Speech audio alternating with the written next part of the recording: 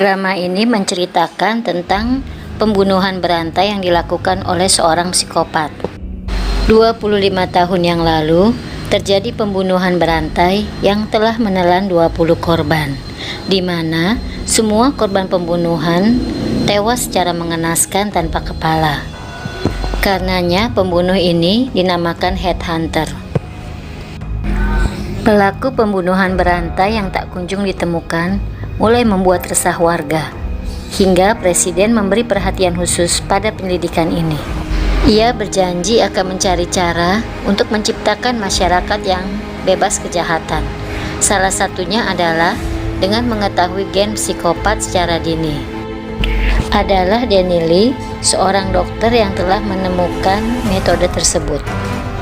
Hasil analisa Dr. Lee menyebutkan bahwa gen psikopat bisa dideteksi dengan melakukan tes DNA, yang artinya calon psikopat dapat diketahui sebelum lahir, sehingga calon bayi yang memiliki gen tersebut dapat segera diaborsi. Menurutnya, dengan mengetahui gen psikopat secara dini dapat mencegah kejahatan di masa yang akan datang. Namun rencana undang-undang ini ditentang karena dianggap melanggar hak asasi manusia. Namun, pada akhirnya pembunuhan ini dapat terungkap setelah seorang anak kecil yang keluarganya tewas dibantai di sebuah perkemahan di hutan mengenali wajah pelaku. Saat ia tiba-tiba menangis histeris setelah melihat poster Dr. Seo-joon. Dan bukti lain yang juga ditemukan ketika secara tak sengaja anak kecil tersebut merusak manusia salju yang berada di pekarangan rumah Dr. Seo-joon, yang ternyata adalah untuk menyembunyikan potongan mayat korban. Awalnya, Dr. Seo-joon membantah bahwa manusia salju itu adalah miliknya. Namun, istrinya memberikan bukti foto saat Dr. Seo-joon membuat manusia salju tersebut. Atas kejahatan yang telah dilakukannya, Dr. Seo-joon akhirnya ditangkap dan diberi hukuman mati. Terpukul setelah mengetahui kalau suaminya adalah seorang psikopat, Ji-eun meminta Dr. Lee untuk memeriksa DNA janinnya. Dan ia merasa sangat sedih setelah mengetahui ternyata bayi yang dikandungnya memiliki gen psikopat seperti ayahnya.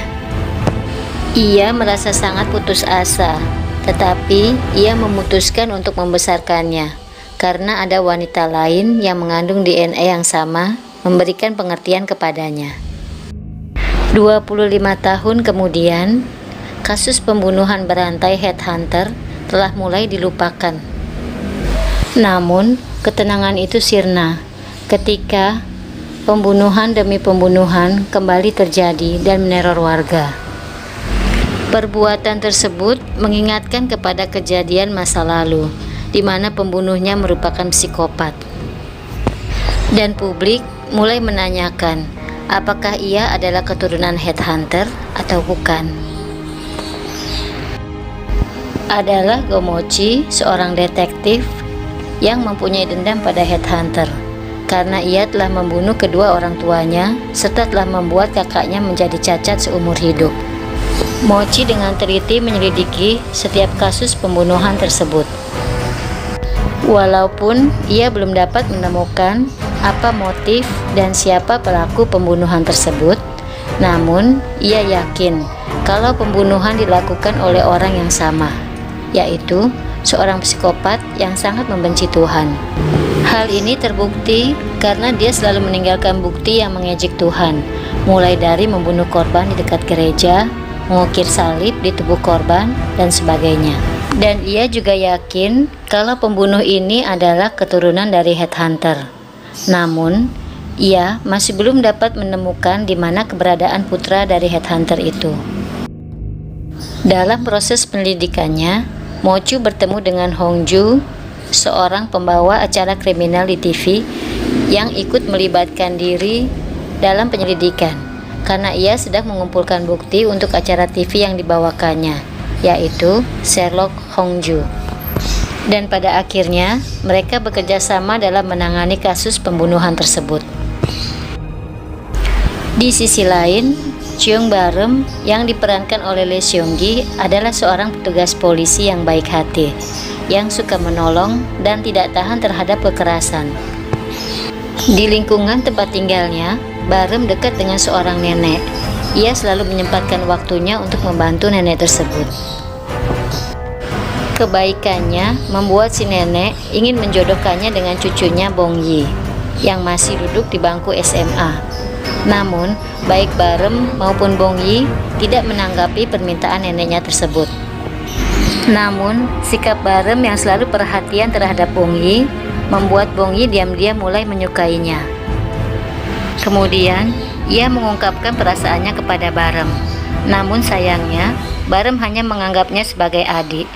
Dan Bong Yi merasa kalau cintanya ditolak oleh Barem. Di suatu hari, Barem harus menerima kenyataan pahit. Teman dekatnya Cingkuk terluka secara misterius, yang mengakibatkan ia dalam keadaan kritis dan harus dilarikan ke rumah sakit. Barem bertekad untuk mencari pelaku yang telah menganiaya sahabatnya itu. Ia lalu bekerja sama dengan detektif Mochi. Karena secara teoritis, kejadian ini berkaitan dengan pembunuhan berantai yang sedang ditangani Mochi. Setelah lama tak terlihat, Profesor Lee yang menemukan metode DNA psikopat kembali ke Korea. Ia yakin bahwa pelakunya kemungkinan besar adalah putra headhunter, karena dia sendiri yang memeriksa gennya di masa lalu. Namun, ia harus membuktikannya sendiri, karena bisa saja gen tersebut adalah gen jenius. Untuk membuktikannya, ia menemui Ji-eun, mantan istri headhunter. Dari sini ia mengetahui kalau putra headhunter adalah Dr. Sung Yo-han yang bekerja di rumah sakit. Namun, ia tidak banyak mendapatkan informasi dari Ji-eun. Pada akhirnya, Profesor Lee datang ke rumah sakit untuk melihat secara langsung aktivitas yang dilakukan oleh Dr. Sung Yo-han. Dari situ, ia dapat melihat kalau Dr. Yo-han adalah pria yang dingin dan tidak takut pada apapun. Hal ini terbukti saat seorang preman mengancamnya dengan pisau karena melihat temannya yang luka. Ia balik mengacungkan pisau dan mengatakan kalau dirinya juga ahli menggunakan pisau. Dari situ membuktikan kalau Yo-han mempunyai tanda-tanda psikopat.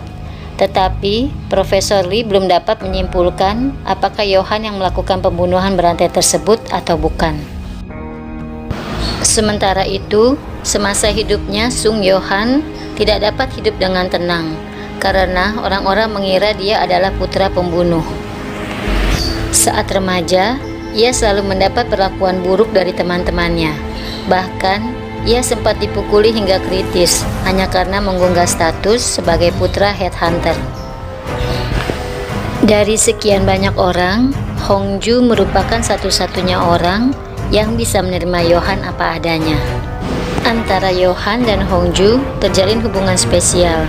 Itulah sebabnya Hongju tidak pernah memberitahu keberadaan Yo-han kepada detektif Mochi. Sementara itu, korban terus berjatuhan. Semua bukti mengarah pada Yo-han, termasuk kasus kematian nenek Bong Yi. Untuk meredam kegelisahan publik karena pembunuhan berantai ini tak kunjung terungkap, Detektif Mochi memberikan pernyataan resmi tentang kasus yang sedang ia tangani itu secara langsung di TV.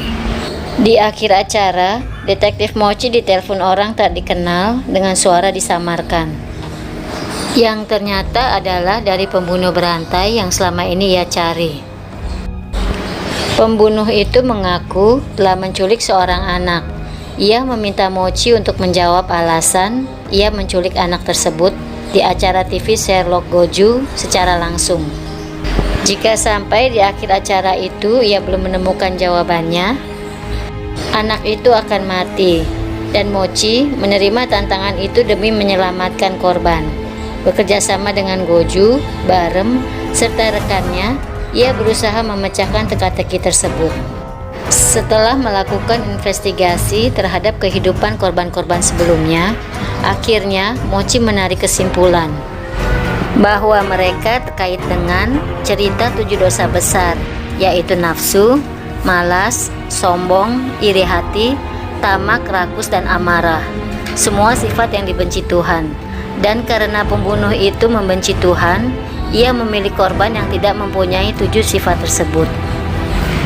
Dan anak kecil yang diculik itu dipilih karena ia tidak memiliki amarah. Namun, jawaban tersebut salah, karena korban yang sebenarnya dapat mewakili amarah adalah kakak Mochi sendiri. Karena ia pernah tampil di acara TV bahwa ia tidak marah lagi kepada headhunter dan sudah memaafkannya. Dan ketika VCR ditampilkan, terlihat si pembunuh telah bersama Moju, kakak Mochi, yang pada akhirnya membunuhnya karena ia merasa terganggu dengan Mochi. Di sisi lain, Bong Yi yang melihat siaran langsung tersebut mendengar pengakuan pembunuh itu yang membunuh neneknya, dan ia menyadari kalau pembunuh itu berada di gereja yang pernah ia datangi. Dengan amarah untuk membalas dendam, Bong Yi mendatangi gereja tersebut dengan membawa sebuah pisau. Walau pada akhirnya ia kehilangan jejak si pembunuh itu, namun ia berhasil melukai tangan kirinya, dan ia menceritakan hal itu pada Barem.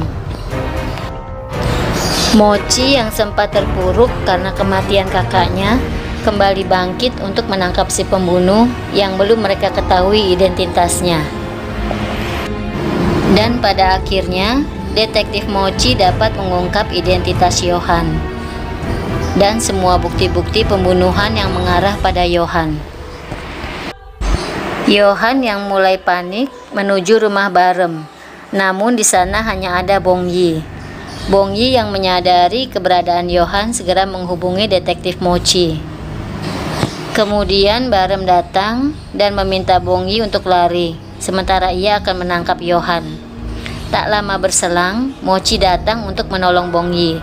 Ia melihat Barem sudah terkapar berlumuran darah karena hantaman benda tumpul dari Johan. Melihat itu, Mochi segera menembak Johan dan keduanya segera dilarikan ke rumah sakit. Namun sayang, nyawa Johan tidak dapat diselamatkan. Sementara itu, pasca operasi otak, Barem mengalami amnesia. Ia tidak mengenali orang-orang di sekitarnya, bahkan ia juga lupa namanya sendiri. Bong Yi merasa patah hati karena Barem sama sekali tidak mengingatnya, dan ia harus mengubur perasaannya, apalagi setelah Barem dipindah tugaskan ke daerah lain. Setelah cukup lama berpisah, Barem akhirnya bertemu Mochi, dan ia mulai mengingatnya. Waktu yang cukup lama telah merubah Barem, di mana ia kini memiliki intuisi seperti psikopat. Intuisi itu bahkan dapat membantu Mochi menyelesaikan kasus pembunuhan yang baru saja terjadi. Dan pada akhirnya, mereka kembali bekerja sama menyelesaikan kasus-kasus pembunuhan. Ingatan Barem terus kembali. Ia mulai mengingat Bong Yi. Ia mulai mencari tahu di mana keberadaannya. Dan pada suatu hari, di saat hujan deras, ia menemukan Bong Yi yang sedang berusaha mengatasi trauma masa lalunya. Ia kemudian meminta maaf karena telah melupakan Bong Yi. Dan pada akhirnya, mereka kembali bersama. Potongan-potongan ingatan pembunuhan di masa lalu semakin mengganggu Barem. Ia memutuskan untuk menemui headhunter tentang operasi implan otaknya tersebut. Headhunter mengakui kalau ia telah memindahkan otak Johan kepada Barem atas permintaan seseorang. Seiring dengan waktu, intuisi untuk membunuh pada diri Barem mulai muncul, dan itu sangat menyiksanya. Apalagi ia hampir saja membunuh Mochi. Namun, ia masih bisa mengendalikan dirinya pada saat itu. Dan Barem akhirnya melampiaskan keinginan membunuhnya itu kepada Wo Hyung Chul, seorang penjahat. Barem akhirnya menyerahkan diri kepada polisi dan menceritakan semua perbuatannya.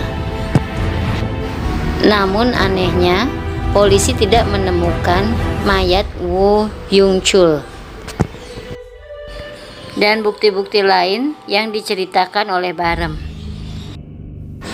Dan gudang dalam keadaan bersih ketika polisi datang, seolah tidak pernah terjadi apa-apa. Barem sangat yakin kalau ia telah membunuh Yung Chul.